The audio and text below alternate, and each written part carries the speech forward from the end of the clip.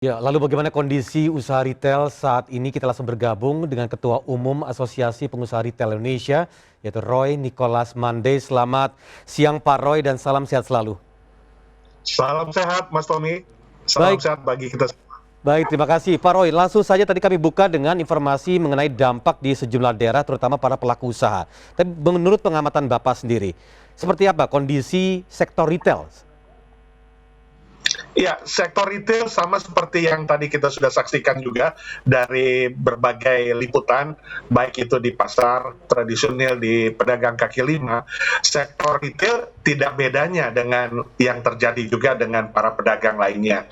Kami sebagai sektor esensial dan sektor kritikal, karena memang menyediakan kebutuhan pokok dan sehari-hari masyarakat, sangat terdampak dengan PPKM darurat, karena kita tahu mobilitas ditahan atau harus tetap di rumah untuk menanggulangi COVID, dan kami untuk pelaku usaha retail yang tentunya punya usaha tidak hanya yang di luar mall, tapi juga di dalam mall, itu mallnya tutup, pasti kita juga harus tutup ya, kecuali beberapa retail yang jenis supermarket dan hypermarket, tapi jenis lainnya tutup. Nah, ini tentunya memberi dampak yang signifikan karena kita diminta tutup, tapi kita juga tentunya ada biaya minimal listrik yang harus kita bayar, ada biaya tenaga kerja, kita tidak boleh buka, tidak beroperasional, tapi harus kita bayarkan. Ya, karena sekarang statusnya tidak langsung di PHK, tentunya kita dirumahkan dulu karena memang tidak beroperasional. Nah, ketika dirumahkan kita tetap harus membayar ya income mereka. Ya, kemudian nanti pada saat kita sudah tidak mampu sama sekali, baru nanti gelombang PHK-nya yang terjadi.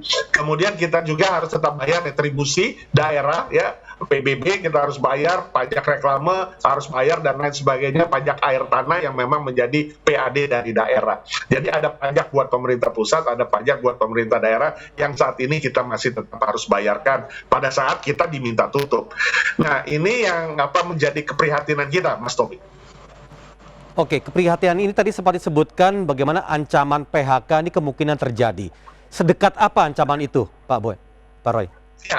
Ya, kembali lagi bahwa yang terakhir, langkah terakhir adalah ketika kita tidak mampu, likuiditas kita tidak sanggup, maka PHK jalan satu-satunya. Menjual aset, kemudian juga hengkang dari investasi atau keluar daripada bisnis di wilayah di mana kita berada.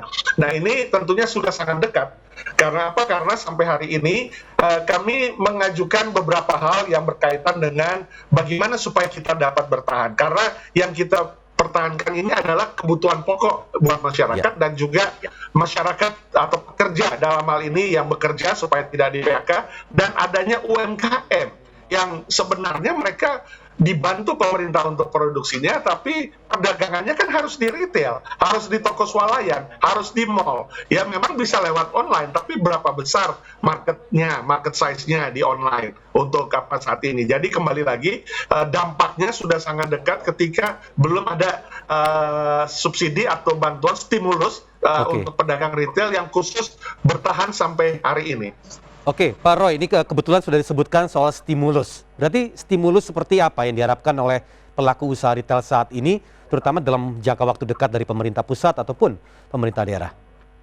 Ya, stimulus yang kita harapkan tentunya yang berdampak secara optimal buat seluruh pelaku usaha retail modern atau juga mall. Dalam hal ini misalnya, yang sangat standar saja. Misalnya kita harus tetap membayar biaya minimal listrik ketika tokonya tutup. Itu kita minta stimulus. Kemudian kalaupun yang masih buka, karena produktivitasnya rendah, masyarakat hanya membelanjakan kebutuhan pokok sehari-hari, tidak ada pembelanjaan lain di supermarket yang memang masih buka, hypermarket. Nah, kita berharap ada subsidi listrik dalam hal tarif komersial B2 yang masih belum pernah ada relaksasi sepanjang atau selama pandemi. Tarifnya masih sama seperti masa normal. Kemudian juga kita berharap ada subsidi buat gaji para pekerja. Ya, ini sangat membantu karena kita masih walaupun dirumahkan, ya kita harus tetap membayar mereka dan sekaligus juga menggaji mereka ya dengan kondisi tentu makin tergerus likuiditas. Kita berharap adanya subsidi 50% saja lewat BPJS tenaga kerja, yang 65% pegawai retail atau mall itu adalah di toko ya, 30% di kantor sektor pusat. Jadi di toko-toko atau gerai-gerai itu adalah level yang paling banyak ya, dan itu kita harapkan ada subsidi untuk gaji mereka, sehingga kita diminta tutup tapi kita juga diberikan stimulus, sehingga ini tentu berharap dapat membuat kita masih dapat bertahan dan tetap berusaha untuk beroperasional, baik yang sekarang masih beroperasional dengan produktivitas yang rendah, maupun nanti kalau memang mall sudah buka, maka anggota-anggota retail lainnya juga bisa membuka pada saat memang sudah dilonggarkan. Baik, singkat saja terakhir Pak Roy, sejauh apa ini sudah dikomunikasikan ke pemerintah, terutama dari asosiasi sendiri untuk stimulus ini? Ya, kita tetap terus menyuarakan ya melalui berbagai kesempatan lewat teman-teman media dan juga dalam berbagai FGD forum group discussion. Dan walaupun saat ini untuk PPKM-nya levelnya yang level 4, kemudian ada yang sekarang sudah level 3 dan lain sebagainya, kita belum pernah diajak bicara.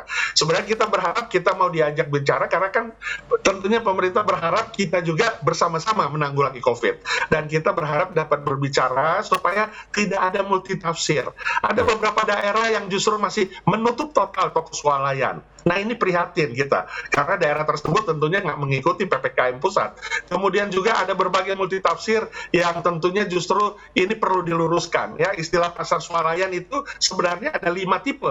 Ada minimarket yang di luar mall, kemudian ada supermarket, hypermarket, depth store, dan wholesaler. Nah, sebenarnya itu mesti tetap buka, tapi ada beberapa daerah menutupnya. Nah, inilah yang berkaitan dengan dialog yang kita harapkan dalam bagaimana kita memerangi COVID bersama-sama dan juga memutus penularan COVID, tapi kita dapat juga tetap bergerak untuk ekonomi, sehingga krisis kesehatan tidak menjadi krisis ekonomi dan tidak menjadi krisis sosial. Kita perangi COVID-nya, tapi bukan perangi pelaku usahanya, retailnya, atau ekonominya. Kita sama-sama berupaya bergandeng tangan.